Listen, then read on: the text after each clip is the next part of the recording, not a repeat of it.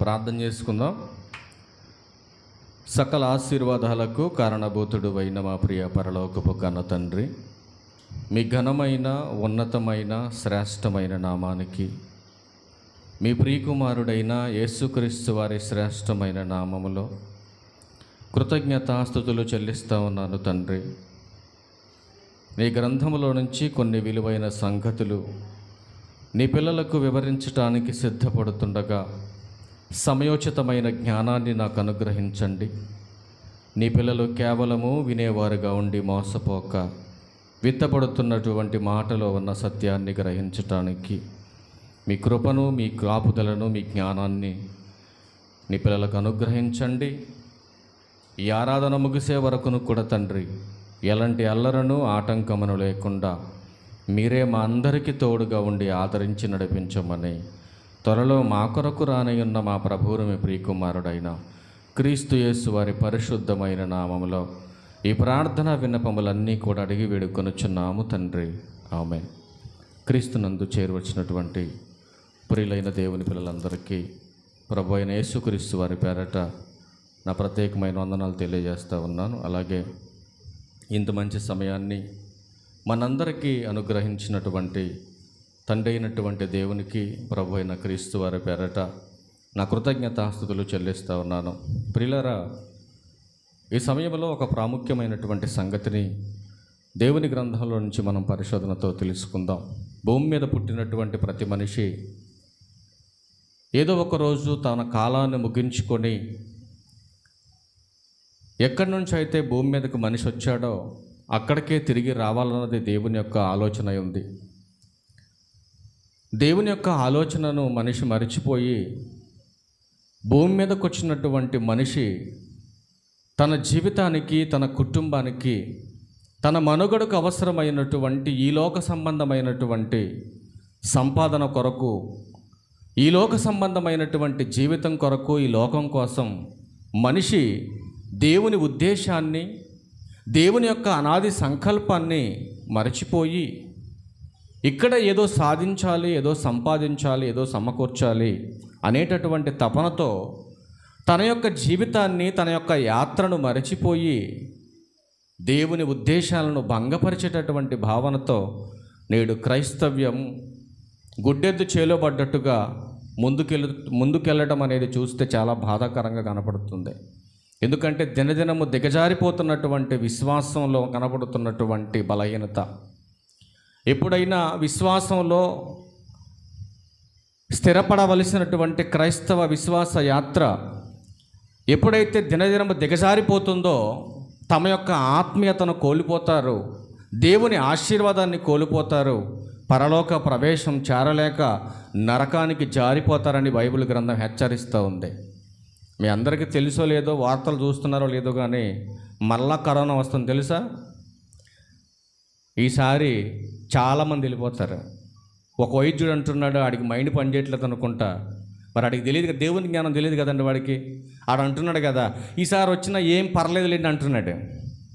ఒక రకంగా నేను సంతోషపడ్డా, ఒక రకంగా నేను బాధపడ్డా. మళ్ళీ ఎందుకు సంతోషపడ్డానంటే, జాగ్రత్తలు చెప్పామనుకోండి, జాగ్రత్త తీసుకొని బతికే అవకాశం కొంతమందికి ఉండొచ్చు. కానీ జాగ్రత్తలు అవసరం లేదండి, ఎలా పడితే అలా తిరగండి అని ఎందుకు చెబుతున్నాడు తెలుసా? అంటే చాలామంది పోతారు ఈసారి. ఖచ్చితంగా ఈసారి తప్పించుకునే అవకాశం లేదండి. ఒకరోజు నేను హైదరాబాద్ మహానగరంలో తిరిగేటప్పుడు ఒక్క అరగంట సేపు నిలబడి ఆ జనం ఇంకా చూశాను నేను.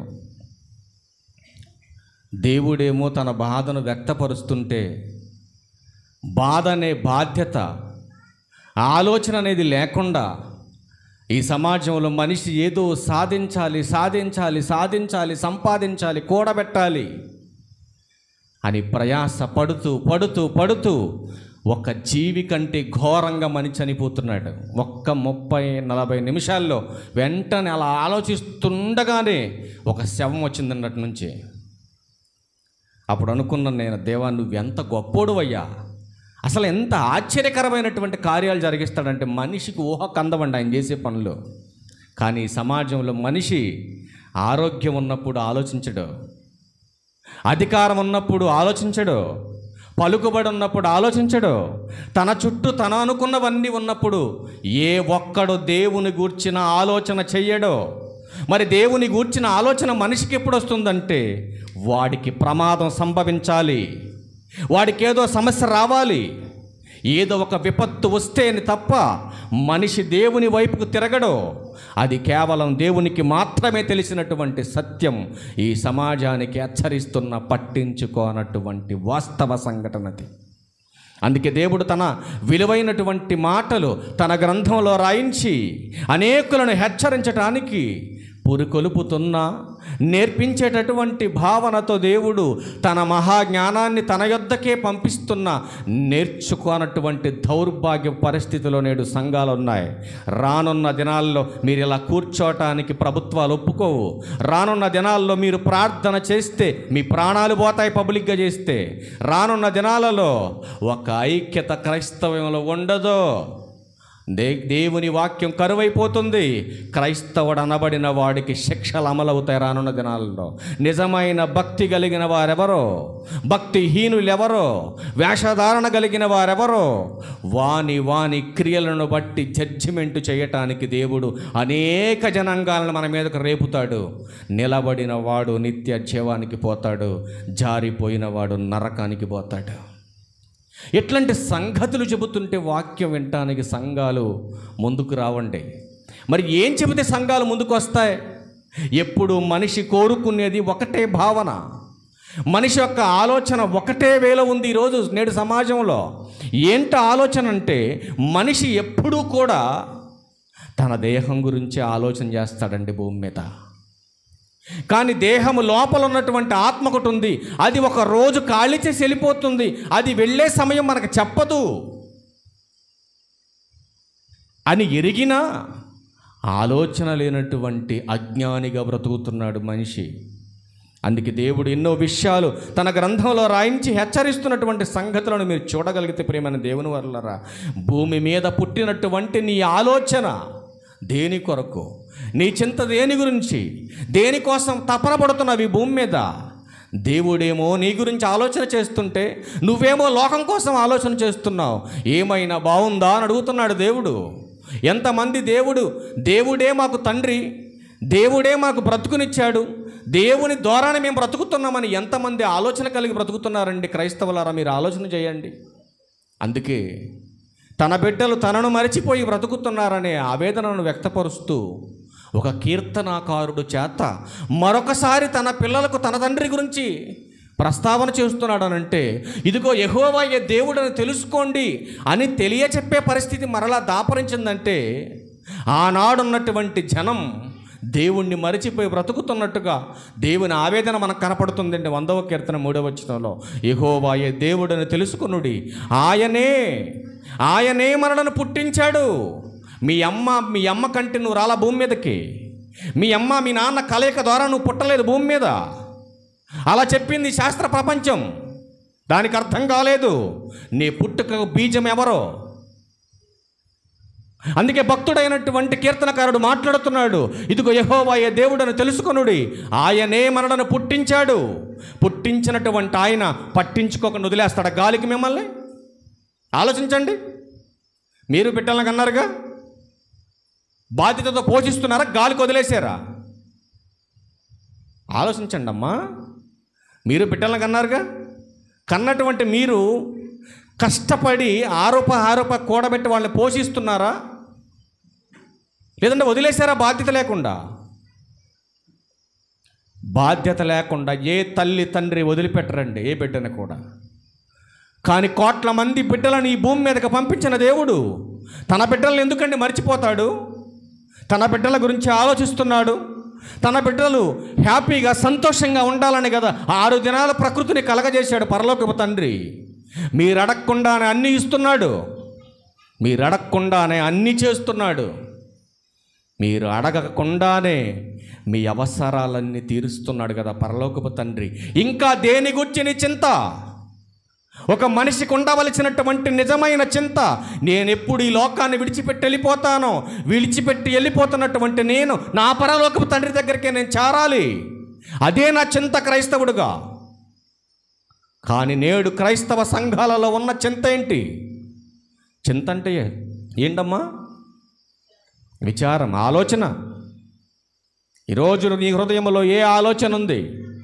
దేన్ని గురించి విచారపడుతున్నావు? దేన్ని గురించి తొందరపడుతున్నావు? అందుకే కొన్ని సందర్భాలు మనం దేవుని గ్రంథంలో చూద్దాం ప్రియులారా. యోహాను సువార్త, యేసుక్రీస్తు ప్రభువారు చక్కటి విషయాలు మాట్లాడుతున్నారు. ఆయన కొన్ని మాటలు మనం చూద్దాం. యోహాను సువార్త 6వ అధ్యాయం 27వ వచనం చూద్దాం ప్రియులారా. యోహాను సువార్త 6వ అధ్యాయం 27వ వచనం. క్షయమైన ఆహారము కొరకు కష్టపడకుడు గాని. ఏంటి? ఏ ఆహారం కోసం కష్టపడొద్దు అంటున్నాడు ఆయన? క్షయమైన ఆహారం అంటే,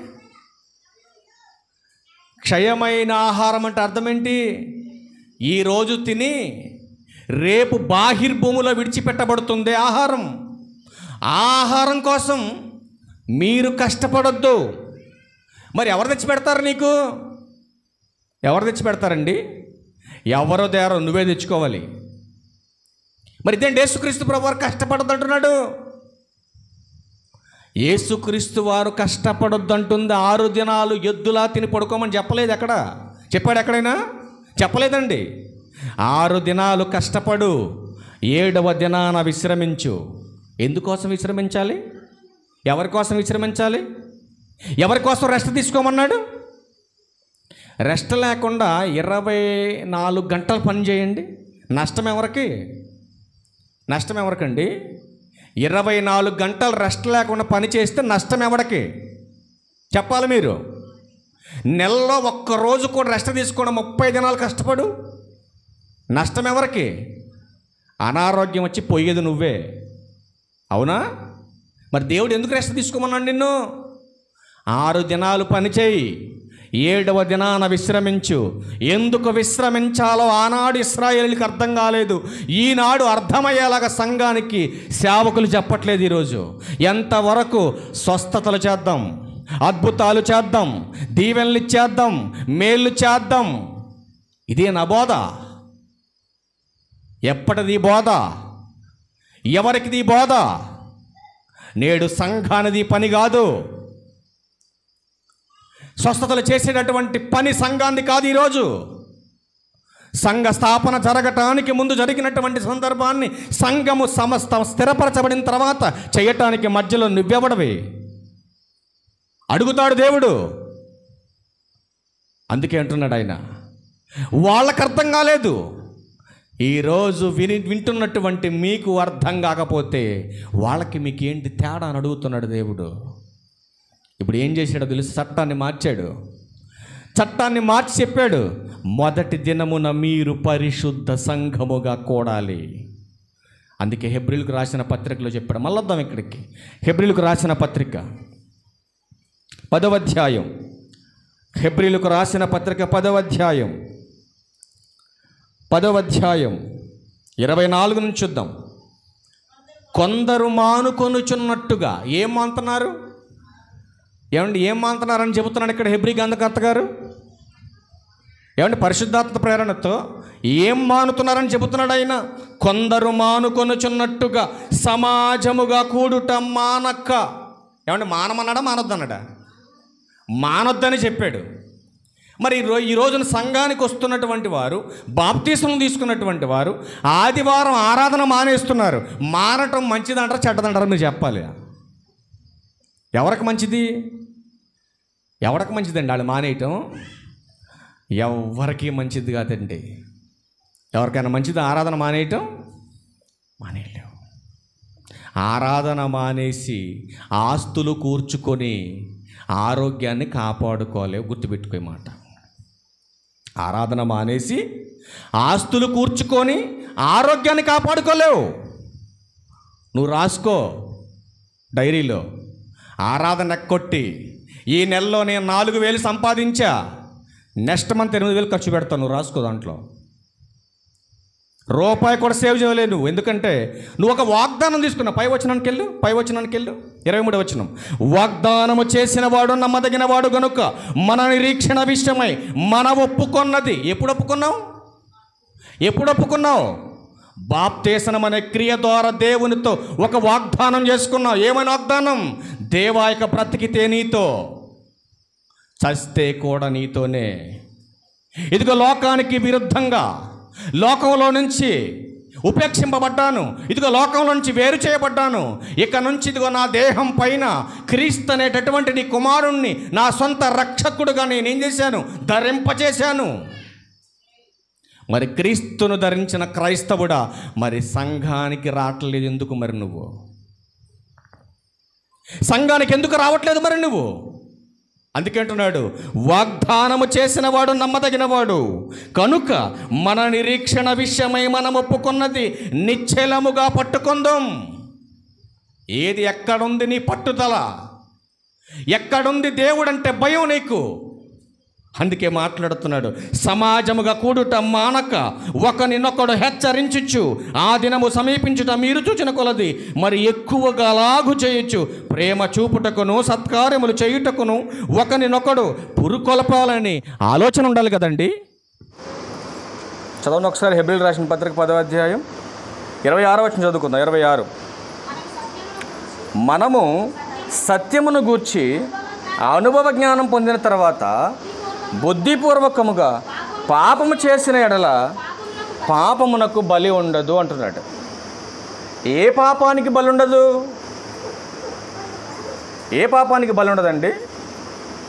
మొదటిసారి బాప్తీసనం పొంది చేసినటువంటి పాపాలకు యేసుక్రీస్తు వారు సిలువలో కార్చినటువంటి రక్తం అందరి పాపాల నిమిత్తం ఏం చేసిందండి? ప్రక్షాళన చేసింది. అంటే ఒకసారి అర్పించినటువంటి బలి మొదటి పాపాన్ని ఏం చేసింది? ప్రక్షాళన చేసేసింది, తీసేసింది. ఇప్పుడు బాప్తీసనం పొంది సంఘంలోకి వచ్చేసిన తర్వాత రక్షణలోకి వచ్చినటువంటి మనం సత్యమును గురించి అనుభవ జ్ఞానం కొంతకాలం నేర్చుకున్నటువంటి మనం ఆరాధన మానేసి మనకు నచ్చినట్టుగా తిరిగితే, ఆరాధనకు రాకుండా మనకు నచ్చినట్టుగా మనం ఈ లోకంలో బ్రతికితే ఏం జరుగుతుందో 27వ వచనం చెబుతున్నాడు. న్యాయపు తీర్పునకు భయముతో ఎదురు చూచుటయు విరోధులను దహింపబోవు తీక్షణమైన అగ్ని ఉందంటే ఇలాంటి స్వభావం కలిగినటువంటి వారు ఎవరైతే ఉన్నారో, ఆరాధన మానేసి బాప్తీసనం తీసుకున్న తర్వాత ఆరాధన మానేసి ఎవరికి నచ్చినట్టు వాళ్ళు తిరుగుతున్నారు ఈ సమాజంలో, అట్లాంటి వారు ఖచ్చితంగా ఇక పాపక్షమాపణ అనేది అలాంటి వాళ్ళకి దొరకదు. పాపక్షమాపణ దొరకనటువంటి వీళ్ళందరూ పాపులు, భక్తిహీనులని బైబిల్ చెప్తా ఉంది. మరి ఎట్లాంటి వాళ్ళందరూ ఎక్కడ పోతారంటే బైబిల్ అంటుంది కదా, ఫైనల్గా ఖచ్చితంగా ఆరనగ్నిలోకి వెళ్ళిపోతారని బైబిల్ అంటుంది. ఎందు నిమిత్తం ఇదంతా జరుగుతుందనంటే వాక్యము భావం వాళ్ళకి అర్థం కాలేదండి. వాక్యభావం వాళ్ళకి అర్థం కాలేదు. ఏదో సంఘానికి వచ్చి కూర్చొని వెళ్ళిపోవటం అంటే వాళ్ళు అనుకుంటున్నారు చాలామంది, ఏదో ఒక ఆచారబద్ధంగా కాసేపు మందిరంలో కూర్చొని వెళ్ళిపోతే మనం అనుకున్నవి దేవుడు వింటాడు, మన బాధ వింటాడు దేవుడు, మన మొర వింటాడు, మనం అనుకున్నవి దేవుడు నెరవేరుస్తాడు, మన దేహ సంబంధమైన లోక సంబంధమైనటువంటి మన అవసరాలు తీర్చుకోవడానికి కాసేపు మందిరానికి వెళ్ళొస్తే పోయేది ఏముందని వచ్చిపోతున్నారు తప్ప అసలు సంఘంగా మనం ఎందుకు కూడుకోవాలి ఇప్పటికి సంఘానికి తెలియదండి. అర్థమైంది సంఘానికి? అసలు ప్రభు వల్ల రొట్టె ఎందుకు తీసుకోవాలి? మనం రొట్టె ద్రాక్షారసం ఎందుకు తీసుకోవాలండి? మన పాపాలు పోవడానికా? దేనికోసం తీసుకుంటున్నారు మీరు? ప్రభు యొక్క రొట్టెను ద్రాక్షారసాన్ని మీరు ఎందుకు తీసుకుంటున్నారు? దానివల్ల మీకు ఏం అర్థమైంది? రొట్టె ద్రాక్షారసం తీసుకోవటం వలన ఏంటి ఉపయోగం? ఎప్పుడైనా ఆలోచించారా? ఆదివారం వస్తున్నారు, కూర్చుంటున్నారు, విరగదీస్తున్నారు, తింటున్నారు, తాగుతున్నారు, వెళ్ళిపోతున్నారు. అవునా? అసలు ఎందుకు తీసుకుంటున్నారు? ఇది కేవలం ఒక రొట్టె, కేవలం ఒక ద్రాక్ష రసం. అది ఈ రెండింటిని తీసుకోవటం వల్ల మనకు వచ్చే లాభం ఏంటి? ఎప్పుడైనా ఆలోచించారండి? ఇది మనకెందుకండి ఇవన్నీ? మనకు అవసరం అవన్నీ? అసలు ఈ రొట్టె ద్రాక్షరసం తీసుకునేవారు ఏం చేయాలి? ఎలా తీసుకోవాలి? ఎందుకు తీసుకోవాలి? తెలుసా మనకి ఇవన్నీ? మాకేం తెలుసు ఇవన్నీ? మీరు ఇస్తున్నారో, ఇరుస్తున్నాం, తింటున్నాం, తాగుతున్నాం, వెళ్ళిపోతున్నాం, ఇంకంతే మాకు తెలుసు. అంతే తప్ప అసలు ఈ రొట్టె ఎందుకో, ఈ ద్రాక్షారసం ఎందుకో, అసలు ఇది ఎవరు తీసుకోవాలో, ఎందుకు తీసుకోవాలో, ఎలా తీసుకోవాలో అసలు ఈ ఆలోచన అనేది క్రైస్తవుడికి లేదు. చాలామంది తెలియకుండా తినేస్తున్నారు దీన్ని. అందుకే అనేకులు బలహీనులు, అనేకులు రోగులు, అనేకులు చనిపోతున్నారు. తెలుసా మీకు ఇది? ఇది తెలియకుండానే నేడు క్రైస్తవ్యం చక్కగా హ్యాపీగా వాళ్ళ లక్షణాలు, వాళ్ళ స్వభావాలు మానుకోకుండా సంఘానికి వస్తున్నారు, ఎలా పడితే అలా ప్రభు వల్ల చేయిస్తున్నారు. నీ హృదయంలో ఉన్నటువంటి కల్మషాన్ని తీసేసుకోకుండా చక్కగా ఫ్రెష్గా స్నానం చేసేసి కొత్త బట్టలు కట్టుకొని ఇక్కడికి వచ్చి రొట్టెలోను పాలి భాగస్తురాలు అయినంత మాత్రాన్ని నీకు ఒరిగేది ఏమీ లేదు దానివల్ల. అర్థమవుతుందా? అంటే తీసుకోవాలంటే ఎలా రావాలి మందిరానికి? అమ్మాయి తీసుకోవాలంటే ఎలా రావాలి మందిరానికి చెబుతున్నాడు కదా. ఇదే 10వ అధ్యాయంలో 22వ వచనం నుంచి రండి. మనస్సాక్షికి, హెబ్రీయులకు రాసిన పత్రిక 10వ అధ్యాయం 22, మనస్సాక్షికి కల్మషము తోచకుండునట్లు ప్రోక్షింపబడిన హృదయములు గలవారమును. ఏమన్నాడు? ఏమండి, ఏ హృదయం కలిగి ఉండాలి? ప్రోక్షింపబడినంటే, ప్రోత్సహించడం అంటే ఏదైనా చెప్పేసి పురుకొల్పటం. ప్రోక్షింపబడటం అంటే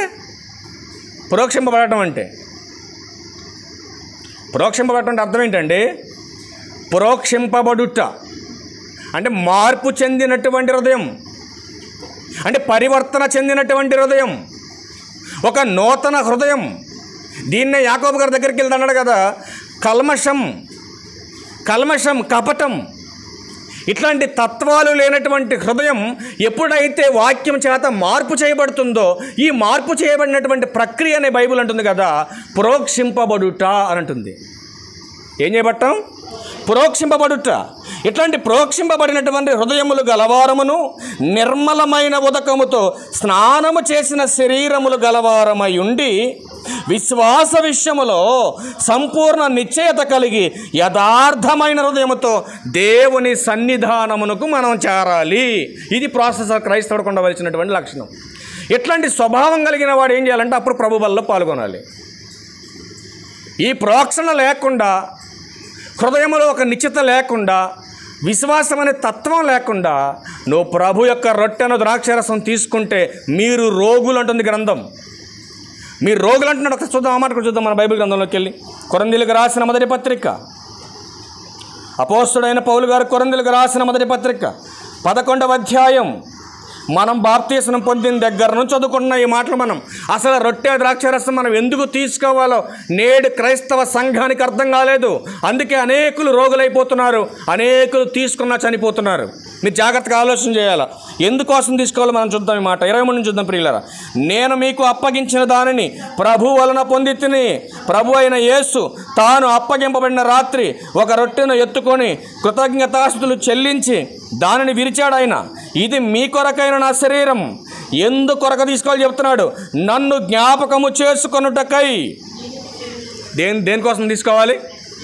ఎవరిని జ్ఞాపకం చేసుకోవాలి?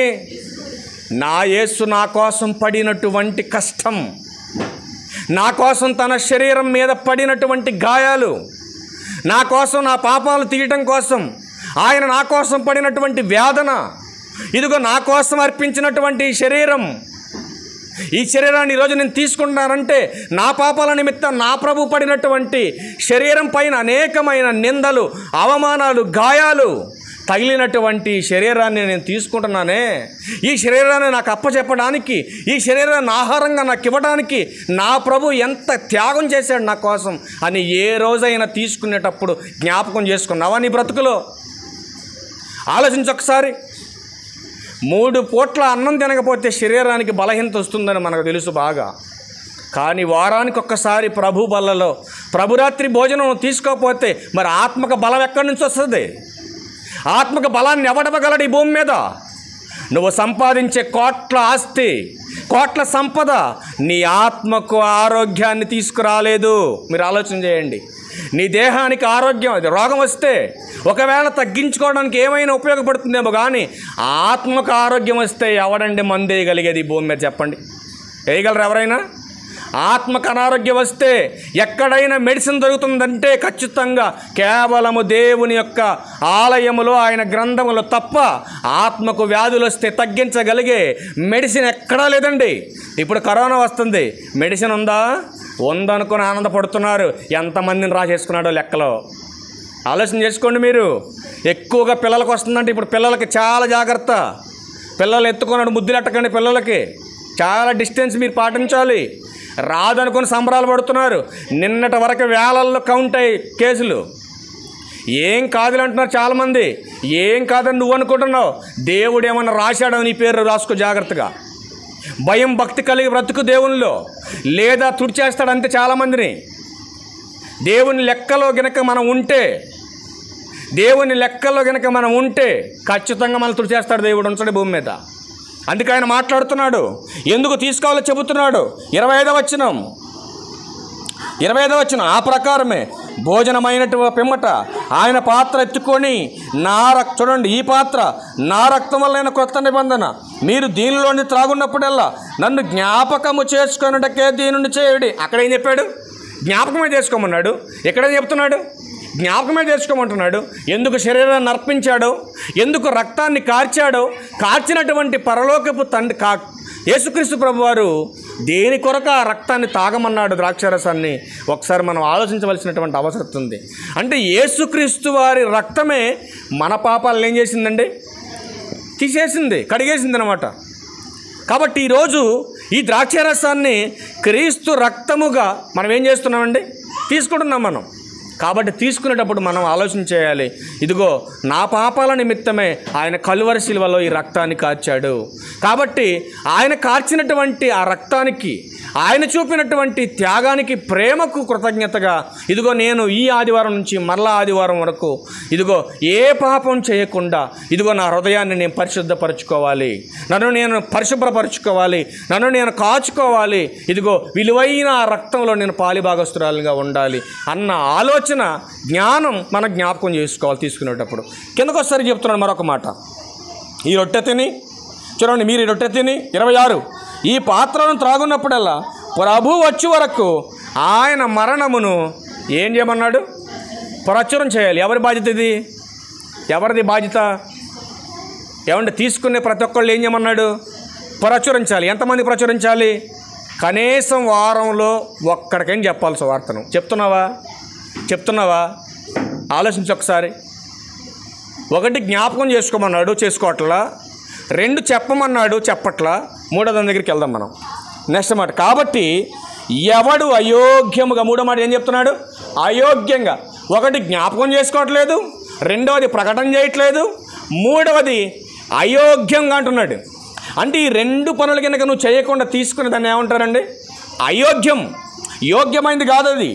అందుకే ఏమన్నా చూడండి, నెక్స్ట్ మాట చదువుతాలి. కాబట్టి ఎవడు అయోగ్యముగా ప్రభు యొక్క రొట్టెను తినునో లేక ఆయన పాత్రలోని త్రాగునో వాడు ప్రభు యొక్క శరీరమును గూర్చియో రక్తమును గూర్చియో ఏమగును? అపరాధం అంటే ఎవరు? 2వదిగా మనం చూస్తే ఏం చెప్పాడు? 2వదికి ఏం చెప్పాడు? ప్రచురించమన్నాడు. 1 జ్ఞాపకం చేసుకోవట్లేదు, ఎందుకో ఈ రొట్టె ఈ ద్రాక్షారసం. 2వది జ్ఞాపకం చేసుకోకుండా తీసుకుంటున్నటువంటి మనం ప్రచురించట్లేదు. అంటే ప్రచురించే బాధ్యత ఎవరిది? సంఘానిది. సేవకుడు ఒక్కడదే కాదు. సేవకుడు ఒక్కడ మాత్రం చెబుతాడు. విన్నటువంటి వాక్యాన్ని సంఘం మోసుకెళ్ళి అనేక చోట్ల ఈ విషయాన్ని ఏం చేయాలంటే ప్రచురించాలి. అంటే ఒక మనిషికి మరొక మనిషికి వాక్యాన్ని ప్రచురించకుండా నువ్వు తీసుకున్న దాన్ని అయోగ్యంగా నువ్వు తీసుకుంటున్నట్టే. అంటే తీసుకున్న ప్రతి ఒక్కరూ మరొకరు చెప్పాలంటే ఖచ్చితంగా చెప్పాలి. అది సంఘానికి ఇచ్చిన బాధ్యత. 1 ఎందుకు తీసుకుంటున్నామో నువ్వు జ్ఞాపకం చేసుకోవాలి. ఆయన ఎందుకు తీసుకోమన్నాడో జ్ఞాపకం చేసుకోవాలి. దేని కొరకు ఆయన సమర్పించాడో జ్ఞాపకం చేసుకోవాలి. జ్ఞాపకం చేసుకున్నటువంటి నీవు ప్రచురించాలి. 1 జ్ఞాపకం చేసుకోవట్లేదు, 2వది ప్రచురించట్లేదు, 3వది అయోగ్యముగా తీసుకోవటం. ఈ 3 లక్షణాలతో ప్రభు వల్లలో మనం చేయి పెడితే జరిగే ఫలితం చూడండి ఎలా ఉండబోతుందో. 28 కాబట్టి ప్రతి మనుషుడు తన్ను తాను పరీక్షించుకొనవలెను. ఎవరు పరీక్షించుకోవాలి? నన్ను నేనే పరీక్షించుకోవాలి. ఈరోజు ప్రభు ఒక్క బల్లలో పాల్గొనటానికి ఈరోజు నేను అర్హత కలిగిన వాడనా? ఇదిగో నేను తీసుకోవటానికి యోగ్యంగా ఉన్నానా, అయోగ్యంగా ఉన్నానా? ఇదిగో ఇది నేను తీసుకుంటున్నాను కాబట్టి దీన్ని అర్హత కలిగే తీసుకుంటున్నానా, అర్హత లేనివాడుగా తీసుకుంటున్నానా? నన్ను నేనే పరీక్షించుకోవాలి. ఎందుకంటే పరీక్షించుకోవాలి నన్ను నేనే. ఎందుకు పరీక్షించాలి? చాలామంది ఈ మాటల దగ్గర పొరపడ్డారండి. ఏంటో తెలుసా అండి? ఇదిగో నేను స్నానం చేయకుండా వచ్చాను కదా, తీసుకోవచ్చో లేదో దీన్ని. ఇదిగో నేను పలానా శవం దగ్గరికి వెళ్ళి వచ్చాను కదా, మేము అంట్లో ఉన్నాం కదా, తీసుకోవచ్చు లేదో ఇది. మరికొంతమంది స్త్రీలు అయితే ఇదిగో నేను డేట్లో ఉన్నాను కదా, మరి నేను తీసుకోవచ్చో తీసుకోకూడదు. ఎవడు చెప్పాడు నీకు? ఎవడు చెప్పాడు నీకు? బైబిల్లో ఉందా అలాగా? ఒక రెఫరెన్స్ చూపించండి నాకు. నేను స్నానం చేయలేదండి తీసుకోకూడదు. ఏమండి? రెండోది ఏంటి? నేను శవం దగ్గరికి వెళ్ళి వచ్చానండి తీసుకోకూడదు. ఇదిగో నేను డేట్లో ఉన్నానండి తీసుకోకూడదు. ఉందా బైబిల్ ఎక్కడైనా? ఎక్కడైనా ఉందా? కొత్త నిబంధన చట్టంలో లేదండి ఎక్కడ. ఇప్పుడు నేను చెప్పినటువంటి లక్షణాలన్నీ పాత నిబంధనలు ఉన్నాయి. వాటిని తీసుకొచ్చి ఇక్కడ ఆపాదించకూడదు, తప్పది. కానీ ఎలా తీసుకోవాలని బైబిల్లో ఉందో మనం అలాగే తీసుకోవాలి. నువ్వు స్నానం చేయకపోయినా దేవుడు అడగడు, నిన్ను అడుగుతాడా? అడగడు. పోనీ శవం ఎవరైనా చచ్చిపోయారని నేను అంట్లో ఉన్నామని చెప్పేసి ఎవరైనా అడుగుతాడు నిన్ను? లోకం అడగొచ్చు, దేవుడు అడగడు. మూడో విషయం ఏంటంటే, నువ్వు డేట్లో ఉన్నా కూడా నిన్నెవ్వరు అభ్యంతరపరచరు, దేవుడు అస్సలు అభ్యంతరపరచడు. అవునా కదా? చాలామంది స్త్రీలు అదే ఉంది, మేము డేట్లో ఉన్నప్పుడు తీసుకోకూడదండి అని చాలామంది పొరపడుతున్నారు. చాలా తప్పు తల్లది. ఒకవేళ అది రాకుండా చేశాడు అనుకో, తొందరగా పోతావు నువ్వు. దేవుడే పెట్టాడు ఆ క్రియ నీకు. దేవుడే పెట్టిన క్రియ దేవుని దగ్గరకు వచ్చి, దేవా నేను నీకు అంటుగా ఉన్నాను దేవా అని అంటే నీకు అంటు కట్టేస్తారు తీసుకెళ్ళిపోయి. తప్పది. ఆయనకి కావలసింది అవి కాదు. మరి ఏం కావాలి ఆయనకి? ఒకటి, ఆయనని జ్ఞాపకం చేసుకోవాలి. 2, ఆయన గూర్చి ప్రచురం చేయాలి. 3, అయోగ్యంగా తీసుకుంటున్నావేమో అని పరీక్షించుకోవాలి నేను నువ్వు. కిందకు వచ్చేసరికి చెబుతున్నాడు, ఒకవేళ నువ్వు జ్ఞాపకం చేసుకోకపోయినా, ప్రచురించకపోయినా, అయోగ్యంగా తీసుకున్నా ఏం జరుగుద్దో చెబుతున్నాడు. 29, ప్రభు శరీరం అని వివేచింపక తిని త్రాగువాడు తనకు శిక్షావిధి కలుగుటకే తిని త్రాగుచున్నాడు. కొంతమందికి అసలు రొట్టె అంటే లెక్క ఉండదండి. ఉంటుందా? ఇది మొన్న వాళ్ళు ఎక్కడ వజ్రమ్మోళ్ళు కాల్చిన రొట్టెది. ఇది ఎవరు కాల్చిన రొట్టె? ఆ వజ్రమ్మోళ్ళు కాల్చిన రొట్టె ఇది. ఇది ఒక పెద్ద ప్రభు ఒక శరీరం అని దీనికి మళ్ళీ గౌరవించటం మనం. ఇదేం రొట్టె? ఇది గోధుమ పిండే కదండి. ఎక్కడ దొరికిన పిండి ఇది? ఏ షాపులోని కొనుక్కొచ్చి చేసిన పిండి ఇది. ద్రాక్ష రసం ఏడిది? ద్రాక్ష కాయల నుంచి వచ్చిన రసం. ఎక్కడ తెచ్చారు ఈ రసం? మార్కెట్లో కొనుక్కొచ్చారు ఈ రసాన్ని. ఏంటి ఆఫ్టర్ ఆల్ ద్రాక్ష రసం, ఆఫ్టర్ ఆల్ రొట్టెని పట్టుకొని ఇదేంటి ప్రభు రక్తం అంటాడు, ప్రభు శరీరం అంటాడు. అయ్యగారికి ఏమైనా మైండ్ దొబ్బింది ఏంటి అని వాళ్ళు కూడా లేకపోవాలి ఈ సమాజంలో. ఉన్నారు లేదా? మనిషి ఆలోచన తీరు ఎలా ఉందో చూడండి. ఇది కేవలము రొట్టెని తలంపక. ఎందుకు చేస్తున్నాం ఈ ప్రార్థన మనం? ఇది కేవలం రొట్టెని తలంపక. మరి ఏమని ఆలోచించాలి నువ్వు దీని గురించి? ప్రభు శరీరం అని నువ్వు ఆలోచించాలి. ఎందుకొరకు ఈ శరీరం? ఎందుకొరకు ఆ రక్తం? దేని కొరకు ఈ ఆహారం? బైబిల్ అంటుంది, ఇప్పుడు వెళ్ళండి యోహాను సువార్త 6వ అధ్యాయం. మళ్ళీ వద్దాం ఇక్కడికి. యోహాను సువార్త 6వ అధ్యాయం 27వ వచనం దగ్గరికి ఇప్పుడు వెళ్ళండి. చూడండి, ప్రభు అంటున్నాడు, క్షయమైన ఆహారము కొరకు కష్టపడకుడు గాని నిత్య జీవము కలుగ చేయు అక్షయమైన ఆహారము కొరకే కష్టపడుడి. ఏ ఆహారం కోసం? 3 పూటలు నువ్వు తిన్నా, 3 పూటలు నువ్వు తిన్నా ఆ తిండి వల్ల వచ్చినటువంటి శక్తి ఈ శరీరానికి. లోపల ఒకటి ఉంది ఆత్మ, మరి దానికి ఎవరు పెడతారు శక్తి? అంటే ఇందులో పాలు పొందిన వాడు మరణించి పునరుత్థాన బలాన్ని పొందుకోవాలి. అంటే మరణించినటువంటి వాడు పునరుత్థాన బలాన్ని పొందాలంటే ఇదిగో అక్షయమైన ఆహారాన్ని మీరు తినాలి. దీనికోసమే మీరు కష్టపడాలి. దానికోసమే దేవుని మందిరానికి మనం రావాలి. అందుకే ప్రభు అంటున్నాడు, ఇదిగో శరీరం కేవలం నిష్ప్రయోజనం. శరీరం కేవలం నిష్ప్రయోజనం. ఆత్మయే జీవింప చేయుచున్నది. మరి ఆత్మ జీవింప చేయాలంటే, జీవం కలిగిందిగా ఆత్మ ఉండాలంటే నిత్య జీవానికి ఆధారమైన దేవుని మాటను వినాలి. నిత్య జీవానికి ఆధారమైన దేవుని మాట వినాలి. ఈ ఆత్మకు కావలసినటువంటి ఆహారాన్ని, ప్రభు యొక్క శరీరాన్ని, రక్తాన్ని మీరు తినాలి. కానీ ఎంతమంది తింటున్నారు? అందుకే అంటున్నాడు చూడండి, తిననటువంటి వారు, అప్పుడప్పుడు వచ్చిపోతున్నటువంటి వారి గురించే పౌలు గారు చక్కటి మాటలు తెలియజేస్తున్నాడు. కొరింథీయులకు రాసినటువంటి మొదటి పత్రిక 11వ అధ్యాయం చూద్దాం ఒకసారి.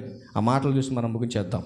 11వ అధ్యాయం 29-30 అంటున్నాడు చూడండి. 29-30 30 నుంచి రావాలి, 30 నుంచి రా. ఇందువలననే మీలో అనేకులు బలహీనులు, రోగులనై ఉన్నారు, చాలామంది నిద్రించుచున్నారు. ఏమంటే తిన్నవాళ్ళు కూడా చచ్చిపోతున్నారు కదా, మరి నిద్రించుచున్నారు అంటానేంటి ఇక్కడ? ఇప్పుడు నేను ప్రతి ఆదివారం తింటున్నా, జ్ఞాపకం చేసుకుంటున్నా, ప్రచురం చేస్తున్నా, యోగ్యంగానే తీసుకుంటున్నా, అన్ని విషయాలు నేను పర్ఫెక్ట్గా ఉన్నాను కదా, పర్ఫెక్ట్గా ఉన్నా, నేను చనిపోతున్నాను కదా, మరి నిద్రలోకి వెళ్ళిపోతున్నా కదా. అదేనా నిద్ర అంటే? ఆ నిద్ర గురించి ఆయన మాట్లాడుతున్నాడు ఇక్కడ. మరి దేని గురించి మాట్లాడుతున్నాడు? మన చదవండి ఒకసారి ఆ మాట. ఇందువలననే మీలో అనేకులు బలహీనులను, రోగులనై ఉన్నారు, చాలామంది నిద్రించుచున్నారు. అసలు దేని గురించి అండి మాట్లాడుతున్నాడు? ఏ నిద్ర గురించి మాట్లాడుతున్నాడు? పునరుత్థానము లేనటువంటి నిద్ర గురించి మాట్లాడుతున్నాడు. అంటే ఆయన రక్తాన్ని, శరీరాన్ని తీసుకుంటున్నటువంటి వారు తన ఆత్మకు పునరుత్థాన బలాన్ని సంపాదించుకుంటున్నారు. ఒకసారి ఆ మాట చూడండి. అది సంపాదించాలంటే బ్రతికున్నప్పుడు మనం ఏం చేయాలి? ఒక్క మాట చూద్దాం. యోహాను సువార్త 11వ అధ్యాయం. పునరుత్థాన బలాన్ని మనం సంపాదించాలంటే బ్రతికి ఉన్న మనం ఏం చేయాలో చూద్దాం ఒకసారి. 11వ అధ్యాయం 25-26. అందుకు యేసు, పునరుత్థానమును నేనే, జీవమును నేనే, నా యందు విశ్వాసముంచువాడు చనిపోయినా బ్రతుకుతాడు. ఎంత గొప్ప ప్రేమ అండి మన మీద. మన అమ్మాయినా నాన్నైనా మనం బ్రతుకుంటే ఇష్టపడతాడు, ప్రేమిస్తాడు. మనం చనిపోయిన తర్వాత కూడా ఎవడైనా మనల్ని ప్రేమిస్తాడండి? ప్రేమిస్తాడు ఎవడైనా? మనం బతుకున్నప్పుడు ప్రేమిస్తారని, చచ్చిపోయిన తర్వాత ఎవడైనా ప్రేమించడుండా? లేదు. కానీ మనం బ్రతికున్నప్పుడు కాదండి, మనం చచ్చిపోయినా మనల్ని ప్రేమిస్తున్నాడండి దేవుడు. ఎందుకంటే పునరుత్థాన బలంతో పైకి లేవనెత్తగలిగేటటువంటి మహాశక్తి దేవుడు తన వాక్కులో పెట్టాడు. అందుకే అంటున్నాడు, ఇదిగో యేసు నందు నిద్రించిన వారు లెగుస్తారంటున్నాడు ఆయన. అందుకు యేసు పునరుత్థానమును, జీవమును నేనే, నా యందు విశ్వాసముంచువాడు చనిపోయినా బ్రతుకుతాడు, బ్రతికి నా యందు విశ్వాసముంచు ప్రతివాడు ఎన్నటికి చనిపోడు. దేనికి సంబంధించిన మాట ఇది? సహజ సిద్ధమైనటువంటి దేహ మరణాన్ని గురించి కాదు మాట్లాడుతుంది. దేహాన్ని విడిచి బయటకు వచ్చినటువంటి ఆత్మ ఒకటి ఉందే, ఆ ఆత్మకు మరణం లేదంటుంది గ్రంథం. ఎందుకంటే నిత్య లోకానికి వెళ్ళిపోతున్నది. యుగ యుగాలు వేతనకరమైన ఆరణ అగ్నిలోంచి తప్పించబడుతుంది. మరణం తర్వాత సమాధి బద్దలు కొట్టుకొని పునరుత్థాన బలాన్ని పొందుకొని ఈ భూగర్భంలో నుంచి బయటికి లేవనెత్తబడాలంటే నీ ఆత్మకు కావలసినటువంటి ఆహారాన్ని, ప్రభు యొక్క రొట్టెను, ద్రాక్షారసాన్ని మీరు క్రమం తప్పకుండా యోగ్యముగా తీసుకోవాలి. కానీ ఎంతమంది అలా తీసుకుంటున్నారు? ఎంతమంది దాని గురించి ఆలోచన చేస్తున్నారు? అందుకే ప్రభు వారు అంటున్నాడు, అక్షయమైన ఆహారం కోసం మీరు కష్టపడకండి. మరి దేనికోసం కష్టపడాలి? దేనికోసం కష్టపడాలి అని అంటే ఆయన చెబుతున్నాడు, అక్షయమైన ఆహారం కొరకు మీరు కష్టపడాలి. ఏంటి కష్టపడితే లాభం? ఏంటి లాభం? కష్టపడితే ఏంటి లాభం? మన మరణం తర్వాత పునరుత్థాన బలాన్ని పొందుకొని నిత్య జీవానికి వారసులం అవుతాం. ఇదంతా జరగాలంటే ఒక క్రైస్తవుడికి అవసరమైంది ఏంటి? మీరు ఆలోచించండి ఒకసారి.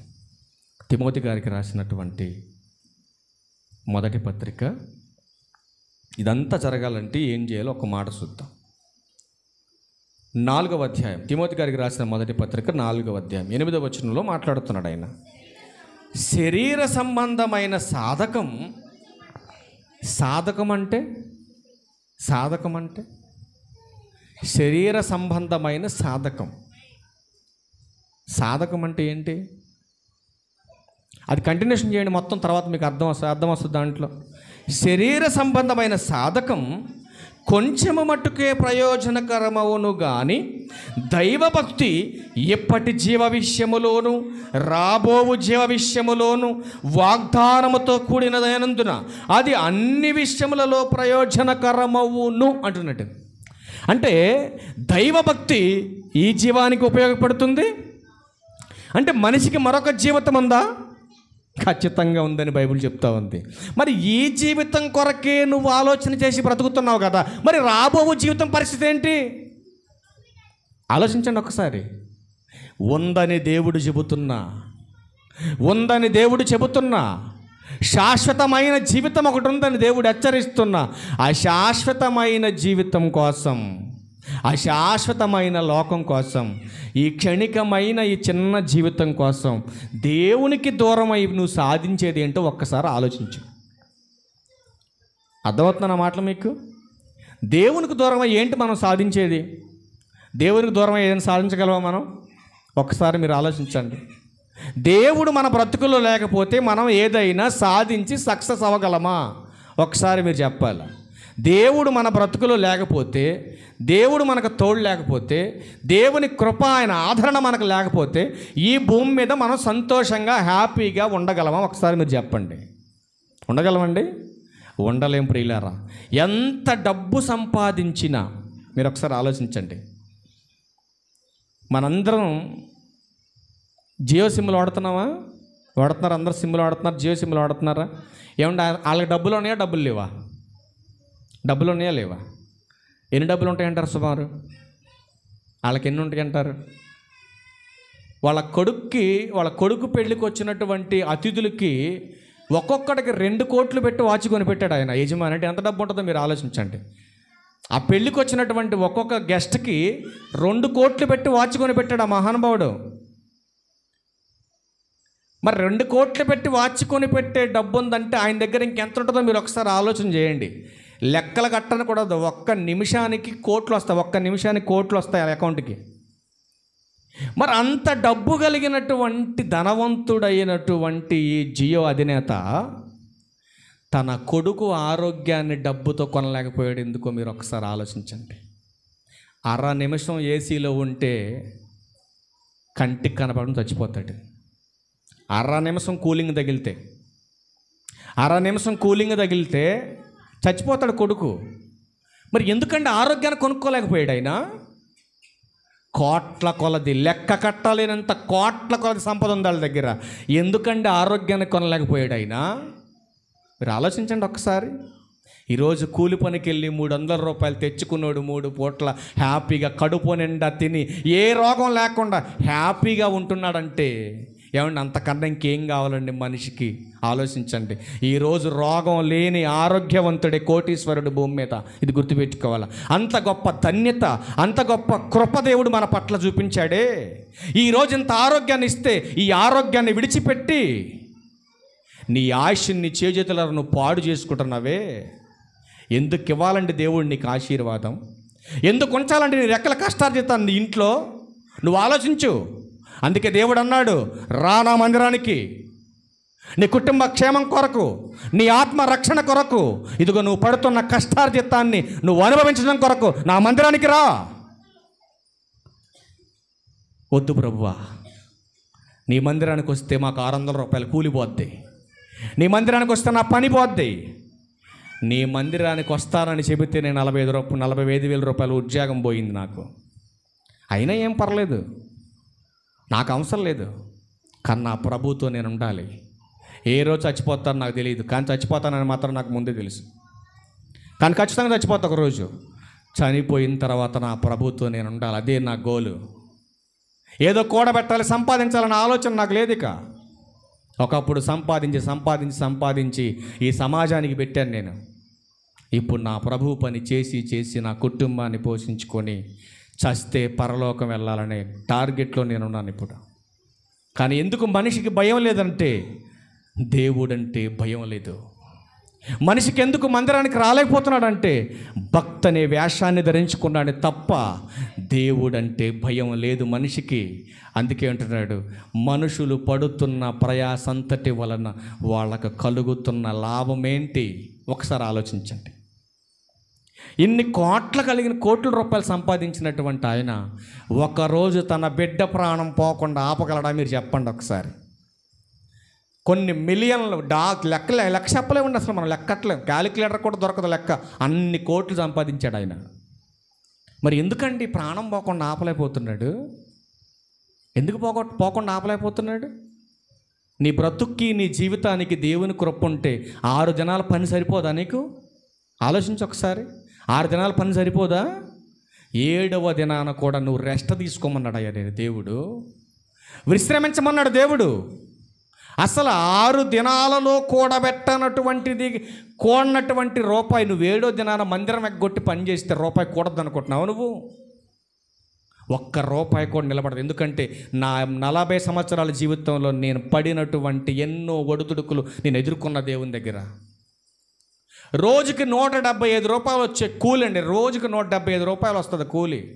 మేము వెళ్ళినప్పుడు ఆ 175 రూపాయల కూలి సోమవారం నుంచి శనివారం వరకు 175 రూపాయలు. ఆదివారం ఒక్కరోజు పనికొస్తే 300 ఇస్తాడు ఆయన. 300. ఆదివారం కనుక పనికొస్తే 300 అని చెప్పాడు ఆయన. ఒకసారి నేను ఆలోచన చేశాను, 300 అంటే మామూలు విషయం కాదు. 2 రోజులు కూలి వస్తుందని ఆలోచన చేసుకొని ఓకే నేను వస్తా పనికన్నా. అట్టప్పుడు మా అమ్మ అంది వెనకాల, నేను అన్నం కట్టను ఏం కట్టను, నువ్వు అట్టే పో పనికన్నా మా అమ్మ. నేను అన్న నువ్వు అన్నం కట్టకపోయినా పర్లేదు కానీ ఒక 5 రూపాయలు పెట్టి టిఫిన్ కొనుక్కొని తింటాను, నేను పోతా పనికన్నా. ఆ తర్వాత వెనకాల వచ్చేటటువంటి వ్యక్తికి ఒక గిన్నెలో అన్నం పడేసి సంచిలేసి పంపించింది వెనకాల మా అమ్మ. ఆ క్యారేజ్ తీసుకొని పోయి పనికి వెళ్ళి ఒక్క అరగంటలో పని అయిపోద్దండి. అసలు హ్యాపీగా సంతోషంగా సినిమా పాటలు పాడకుండా డోర్ మీద నుంచొని చక్కగా పని చేస్తున్న దాని మీద నుంచొని. మరి అప్పుడు ఆ బురదలో పందికి మనకు తేడా ఏముందో మార్పు లేనప్పుడు? అట్లాంటి బతుకది.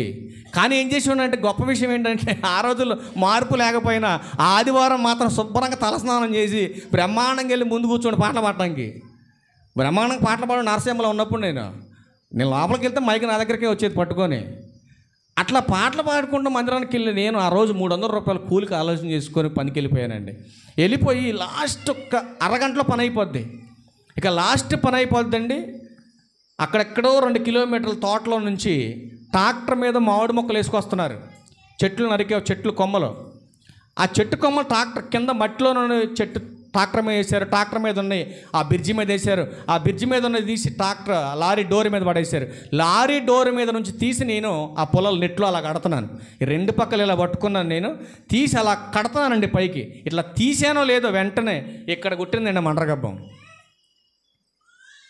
అసలు ఇక లారీ కింద కనుక ఏలు పెట్టి తొక్కితే లారీ ఎట్టుంటుందో ఏలు. అసలు ఆ విధానం ఒకటే మంట. వెంటనే ఆ మొక్క కింద పడేస్తే దాంట్లో నుంచి మండ్రగబ్బం బయటకు వచ్చింది. ఇక వెంటనే డోర్ మీద నుంచి దూకాను కిందకి. దూకేసి వెంటనే ఇలా గట్టిగా పట్టుకున్నా. ఏళ్ళ మీద కుట్టిందండి, కుడి చేతి మీద. ఇలా గట్టిగా పట్టుకొని అన్నో ఏదో కుట్టిందన్న చేయలికానంటే ఏదో కాదురా బాబు మండ్రగబ్బం కుట్టింది అన్నాడు. వెంటనే మా మేస్త్రి వచ్చి అన్నాడు కదా, ఇవాళ గుళ్ళో పాటలు ఎవడు పాడుతున్నాను పనికొచ్చి నువ్వు అన్నాడు. గుడిలో ఎవడు పాటలు పాడతానని పనికొచ్చిన నువ్వు ఇవాళ, అందుకే దేవుడికి శిక్ష వేసింది అన్నాడు. అప్పటి నుంచి నేను మారు మనసు పొందాక ఆదివారం గుడి అసలు మానలేదండి. కానీ దేవుడు అదే రీతిగా నన్ను మార్చుకొని ఆయన సన్నిధిలో సాక్షిగా నిలబెట్టుకున్నాడు. ఇంతకన్నా ధన్యత ఇంకేం కావాలండి. ఆ తర్వాత అక్కడి నుంచి 6 నెలలు తిరగకముందే ఆ ఊరు విడిచిపెట్టాను. జాబ్ కోసం వేరే ఊరికి వెళ్ళాను.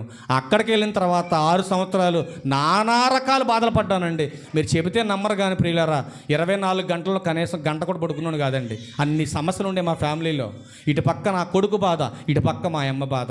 రూపాయి ఎట్టొచ్చేదో అట్ట వెళ్ళిపోయేదండి. చివరికి నా జీతం వచ్చేసరికి ఇంకా 2000 అప్పు ఉండేది ఎప్పుడు చూసినా. ఏ రోజున ఆఫీస్కి వెళ్ళి ఎట్టు నుంచున్నా ఆయన ఒకటే అడిగాడు, ఎంత కావాలరా నీకు అని. నేను అడుగుండి మళ్ళీ ఎక్కువ పడితే తీర్చలేనని చెప్పి ఒక 500 ఇవ్వండి సార్ అనండి. ఇంత కష్టపడి ఇంత సమకూర్చి రాత్రి అనక పగలనక రాత్రి డ్యూటీ చేసేవాడిని, పగల గేటు దగ్గరికి వెళ్ళి నుంచున్నాడిని.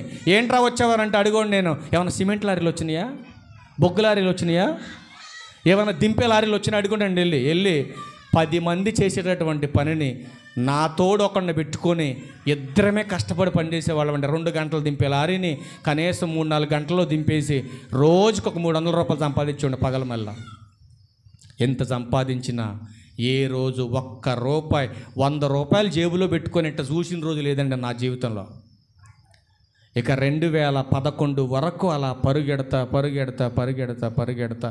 ఆ జీవితానికి ఒకరోజు అనిపించింది నాకే. అవసరం ఈ బతుకు అన్ని పాటలు పాడేవాడిని గుళ్ళో కూర్చొని అంత చేసేవాడిని. దేవుడు అనేవాడు నిజంగా ఉన్నాడంట. అసలు దేవుడు ఉండా? పాస్టర్లు లెగిస్తే పొద్దున్న లెగిస్తే దేవుడు దేవుడు అని చెప్పే పాస్టర్లు అసలు దేవుడు అనేవాడు ఉంటే మరి నాకేంటి ఈ బాధలు? ఎందుకు ఈ బాధలు? ఒక పక్కన ఉద్యోగం చేస్తున్న సంతోషం లేదు, ఒక పక్కన పగలంతా కష్టపడుతున్న, గొడ్డి సాగిరి చేస్తున్నా, రాత్రి ఒకరోజు స్నానం కూడా చేసేవాడు కాదు, అట్ట ఒక్కోసారి అట్ట ఆనుకొని నిద్రపోయేవాడు ఒక్కోసారి. ఈ బాధలు పడలేక వాళ్ళ అమ్మాళ్ళ ఇంటికి పంపించేసాను మా ఆవిడని పిల్లల్ని. నేను చూపించలేనమ్మా, నేను పడలేను ఈ బాధలు, మీ ఇంటికి పోమన్నా. నేను పంపించేసి మా కంపెనీలో ఒక ఆంటీ గారు చాలా మంచిదండి, అమ్మలా చూసుకునేది, బతుకొని చచ్చిపోయింది కానీ పాపం మహాతల్లి. ఒక మాట చెప్పాను వెళ్ళి నేను ఆమెకి, అమ్మా తినటానికి ఏమన్నా ఉంటే పెట్టండి అమ్మ అని అడిగితే ఆవిడ అంది కదా, ఏ ఇంటికాడ ఎవరు లేరా అని అంటే, నాకంటే ఎవరు లేరమ్మా అని చెప్పాను నేను. అప్పుడు ఆమె అంది కదా, అయ్యా నువ్వు ప్రతిరోజు సాయంత్రం నా దగ్గరకు వచ్చే, ఎవరు కనపడకుండా ఇంత భోజనం పెడతాను నీకు. అట్టాకులు 2 అట్టాకులు పెట్టేది మహాతల్లి, పెట్టేసి ఒక ఇస్తర్లో కట్టేసి ఆ కవర్లో పెట్టి నాకు ఇస్తే, క్యాంటీన్ ఇక్కడ నుంచి దాదాపు ఆ చౌదరి ఇంత దూరం పడుకున్న క్యాంటీన్స్ ఉండే మొత్తం తినేసి, ఆ సాయంత్రం పూట తినేసి అక్కడే పడుకున్నాను. ఆ ఫ్యాన్ కింద, ఆ ఫ్యాన్ ఒకటి ఉండేది లోపల, ఆ ఫ్యాన్ కింద ఇంటికి కూడా పోయాడు కదా, ఆ ఫ్యాన్ కింద పడుకొని పొద్దున్న 6 గంటలకు మళ్ళీ డ్యూటీ ఎక్కండి. డ్యూటీ ఎక్కి 2 గంటలకు దిగి మళ్ళీ సెక్యూరిటీ దగ్గర ఎస్ఓ గారిని అడగండి, సార్ ఈరోజు ఏమో లారీలు వచ్చాయి దింపడానికి. ఆడ అన్నాడు, ఏంట్రా బాబు రాత్రి పని చేస్తున్నావు, పగల పని చేస్తున్నావు, ఏం చేస్తున్నావు డబ్బులు అని అంటే, ఒకరోజు అన్నాను నేను, అన్న వచ్చిన డబ్బులు హాస్పిటల్కి పోతున్నాయి అన్న. అటు మా అమ్మని చూపించాలి, ఇటు నా కొడుకుని చూపించాలి, ఎప్పుడు చూసినా అజయ్ సార్ దగ్గర అప్పు చేస్తున్నా, ఇటు గోపి గారి దగ్గర అప్పు చేస్తున్నానన్నా, ఇక ఎవరి దగ్గర అడగలేక ఈ పని కోసం పూనుకున్నానన్నానంటే, పాప వాళ్ళు వచ్చిన పని అంతా కూడా ఎవరు చెప్పకుండా నాకే చెప్పాడు మహానుభావుడు. ఇంత కష్టపడి కుటుంబాన్ని పోషించి నానా బాధలు పడి అనేక రకాలుగా కుటుంబాన్ని పోషించుకుంటూ ముందుకు వచ్చే సమయంలో నా తమ్ముడు భారం కూడా నా మీదే పడింది చివరికి.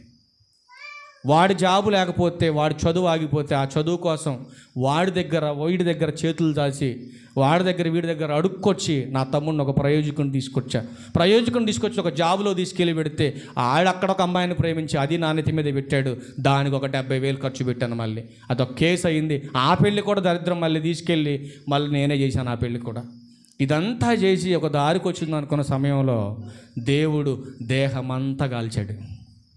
ఇక బతకాల సావాలి మీరు చెప్పండి, ఇప్పుడు చెప్పండి, బతకాల సావాల మనిషి. ఎన్ని కష్టాలు బేద పెట్టుకొని బ్రతుకుతున్నటువంటి నా బ్రతుకులు సడన్గా ఒకరోజు చావు పరిస్థితితో తీసుకొచ్చి పెట్టాడు దేవుడు. ఇక అప్పుడు ఆలోచన చేశానండి, అవసరమా ఈ జీవితానికి ఈ బతుకు? అందమైన ఆకారంగా ఉన్నప్పుడే జనాలు నన్ను దగ్గర రానికుండా ఒంటరిగా బతికాను నేను.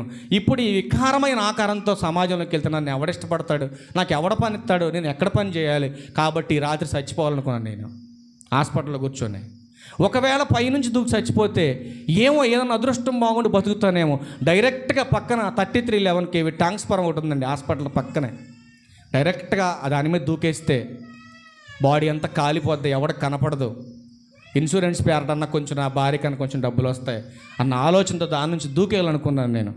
కానీ దేవుడు నిజంగా చాలా గొప్పోడండి. అందుకే ఇంత కఠినంగా చెబుతాను నేను. ఎంత గొప్పోడంటేనండి, 2 రోజులు ప్రయత్నం చచ్చిపోదామని, 2 రోజులు కూడా నా దేవుడు నన్ను సావని లేదు. ఒకటే పని చేశాడండి, ఒక్కటే నిర్ణయం. కాళ్ళు చేతులు పని చేయకుండా చచ్చు పడగొట్టాడు దేవుడు. పడగొట్టి 3వ రోజు ఒక్కటే నిర్ణయం తీసుకున్నా. ఇక ఒక్కటే నిర్ణయం. ఈరోజు పబ్లిక్గా మీకు చెబుతున్నా, చాలా చోట్ల చెప్పాను నేను, మళ్ళీ చెప్తున్నా, ఒక్కటే నిర్ణయం. ఎప్పటిదాకా లోకంలో నాకు నచ్చినట్టుగా బ్రతికే తండ్రి ఇప్పుడు నాకు మంచి స్వస్థతను కలిగించి మంచం మీద నుంచి లేపితే, ఇక నుంచి నీకు నచ్చినట్టుగా నీ సన్నిధిలో బ్రతుకుతాను నేను. ఒక మంచి విశ్వాసగా బ్రతకాలని నేను కోరుకుంటున్నా. కాబట్టి ఒక మంచి జీవితం నాకు ఇవ్వగలిగితే, ఇదిగో నీ యందు భయభక్తులు కలిగి నీ సన్నిధిలో మంచి విశ్వాసగా ఉంటాను. కానీ నేను కోరుకుంది ఒకటే, దేవుని ఆలోచన ఒకటండి. నిజంగా 18 నెలల్లో సేవకుడిగా ఒక స్టేజ్లో నిలబెడతాడంటే ఆలోచించడానికి నాకు ఆశ్చర్యం పుడుతుందండి. అసలు ఒక పరిచయం లేనటువంటి నా పెళ్లి చేసినటువంటి అన్నగారు ఆదాం గారి దగ్గరికి దేవుడు నడిపించాడంటే, ఆ నడిపించినటువంటి ఆయన మీ దగ్గర నడిపించిందంటే ఇదంతా ఆశ్చర్యం కాదంటారా? మీరు ఆలోచించండి ఒకసారి.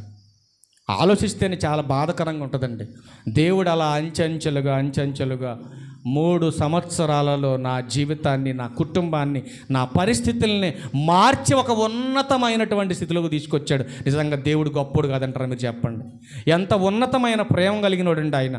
మరి ఆయన ఇంత ప్రేమ మన పట్ల చూపిస్తుంటే నిజంగా అప్పటి నుంచి నిజంగా దేవుడు హాస్పిటల్ పరిస్థితులు కాదు కానీ, రోగాల పరిస్థితులు కానీ, ఆర్థిక పరిస్థితులు కానీ, కన్నీళ్ళు పెట్టే పరిస్థితి కానీ, ఒంటరిగా ఉండే పరిస్థితి కానీ, తిండి లేదని చేయదాపే పరిస్థితి కానీ నా దేవుడు నా దగ్గరికి ఎప్పటికీ తీసుకురాలేదండి.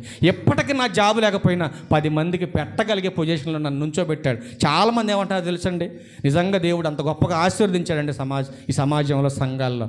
అన్న దగ్గర లక్షల రూపాయల డబ్బు ఉందనుకుంటారు అందరూ. ఇదే అనుకుంటారండి బయట. ఎందుకంటే ఉద్యోగం చేసేటప్పుడు అలాగనే ఉన్నా, ఇప్పుడు అలాగనే ఉన్నా. రూపాయి ఉన్నా అలాగే ఉంటారు, రూపాయలు లేకపోయినా అలాగే ఉంటారండి. కానీ జనం అంతా అనుకుంటున్నారు మీ అబ్బాయి దగ్గర లక్షల రూపాయల డబ్బు ఉంది అనుకుంటున్నారు. నిజంగా ఆ గొప్ప ధన్యత ఎవరిచ్చారండి మనకి? దేవుడు కదా.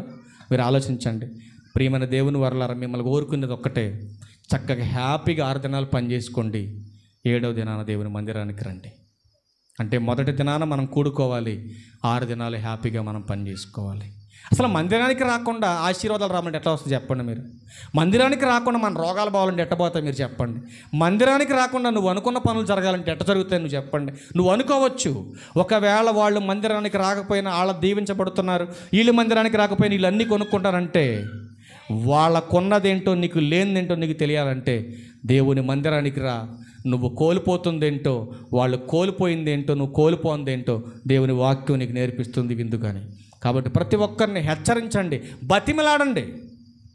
నీకు ఆరోగ్యం ఉంది కాబట్టేగా మందిరం మానేసి పనికి పోతున్నావు, అంతేనా? ఆరోగ్యం ఉంది కాబట్టి మందిరం మానేసి పనికి పోతున్నావు. మరి ఆరోగ్యం పోతే, నువ్వు 6 దినాలు కష్టపడ్డావు, అదే ఆరోగ్యం పోతే ఆలోచించండి. ఒక చిన్న టెస్ట్ అండి, మొన్నే విజయవాడ తీసుకెళ్ళాను నేను వేరే వాళ్ళని.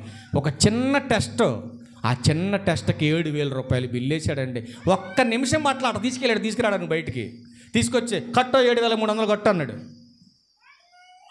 అసలు ఎంత భయంకరమైనటువంటి వ్యాధులు వస్తున్నాయో మనుషులకి ఈరోజు ఆలోచన భయం లేదండి. ప్రతి వ్యాధి నుంచి మనల్ని కాపాడాలంటే, ఏ తెగులు మన గుడానానికి రాకుండా మనల్ని రక్షించాలంటే కేవలము దేవుని వాక్యం మాత్రమేనండి. మీరు ఆలోచన చేయండి. నీ డబ్బు, నీ అధికారం. ఇప్పుడు కరోనా వస్తుందండి, ఇప్పుడు కరోనా వస్తుంది, నీ డబ్బు ఆపిద్దాం ట్రై చేసి చూడు ఒకసారి, ఆపుద్దా?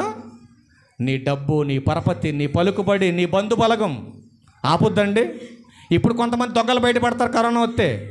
ఎందుకో తెలుసా? ఇప్పుడు దాకా ఇది మా చెల్లండి, మా అక్కండి, నా బంధువులండి, నా తోబుట్టులని ఎగబడినటువంటి మంద కరోనా రాగానే ఎవడ కనపడ్డా? మీకు కనపడతారు ఎవడైనా? ఎవడ కనపడ్డా? అంత దొంగ నాటకాలు ఇవన్నీ. మా వాళ్ళు అని పూసుకుంటారు. ఇప్పుడు కరోనా వచ్చిన తర్వాత నీ కంటికి కనపడకుండా పోతారు వీళ్ళంతా. అందుకే పరీక్షించడానికి వస్తుంది వ్యాధి, ఎదుర్కోవడానికి నువ్వు రెడీగుండు. దేవుని వాక్యం అనే రక్షణ కవచం ధరించుకోండి. ఒకవేళ దేవుని లెక్కలో గనక నువ్వు లేవేమో చూసుకో. దేవుని లెక్కల్లో మనం ఉన్నామంటే తప్పించబడతాం. దేవుని లెక్కల్లో గనక నువ్వు లేకపోతే తీసివేయబడతావు ఈ రోగం చేత. కాబట్టి ప్రియులారా, ఎవరో నశించి నరకానికి వెళ్ళిపోకూడదని దేవుడు హెచ్చరిస్తున్నాడు, దేవుడు కోరుతున్నాడు, బాధపడుతున్నాడు. కాబట్టి పని ఎప్పుడు ఉంటుంది, కానీ ఆరాధనకు వచ్చి ఆయన ఆత్మీయ జ్ఞాన సంగతులు మనం వినకపోతే ఆ ఆనందం ఉండదు. ప్రియులారా, మీరు ఆలోచించండి. 1,00,000 రూపాయల డబ్బున్న ఉపయోగం ఏముంది నీకు ఆరోగ్యం లేకపోతే? 1 కోటి రూపాయల ఆస్తి ఉన్న ఉపయోగం ఏముంది నీకు ఆరోగ్యం లేకపోతే? ఆలోచించు ఒకసారి. షుగర్ వచ్చేస్తున్న చాలామందికి చిన్న వయసులోనే, థైరాయిడ్లు వచ్చేస్తున్న చాలామందికి. ఇక అటన్నిటికంటే భయంకరమైన వ్యాధి ఒకటి ఉంది, అది ఎప్పుడు వస్తుందో ఎవరికి తెలియదు, అదే హార్ట్ అటాక్. అవునా? అది రాకుండా ఉండాలంటే, నీ మనస్సు మనశ్శాంతిగా సంతోషంగా ఉండాలంటే, ఈ సంతోషకరమైన ఆనందాన్ని ఇచ్చే మెడిసిన్ మన హృదయంలో ఉండాలి. నా ఫోన్ మీద అదే పెట్టుకున్నానండి, నా ఫోన్ మీద అదే పెట్టుకున్నాను నేను. ఎందుకంటే ఆయన వాక్యం మన హృదయంలో ఉంటే అసలు అది ఎప్పటికీ పోదు ప్రియులరా, ఎప్పటికీ మనకి ఏ రోగం రానివ్వదు అది. కాబట్టి తలలో వంచండి, చిన్న ప్రార్థన చేసుకుని వెళ్ళిపోదాం.